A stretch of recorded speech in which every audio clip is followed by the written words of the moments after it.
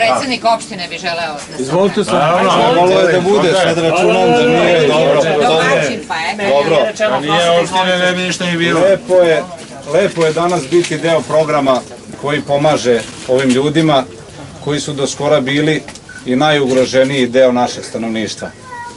Zahvalit ću se naravno posebno našem potpredsjedniku vlade i našem ministru gospodinu Dačiću.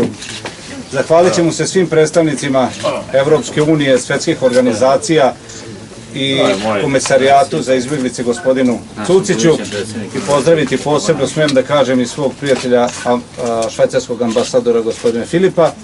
Zahvaljujemo se svima još jednom. Treba da znate, Srbobran je sredina u kojoj su se i posle drugog i posle prvog i posle svih ratova doseljavali ljudi i ovaj talas smo dočekali, što bi se narodno reklo, raširenih ruku i nadamo se da će se dobro uklopiti u našu sredinu. Mi ćemo im u tome pomagati.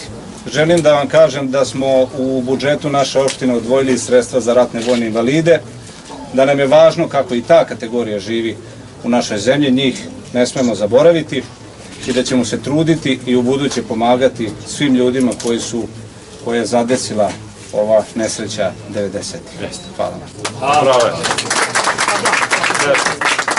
Opština Srbobran nam puno pomogla. Mislim da je sada ovo kraj programa.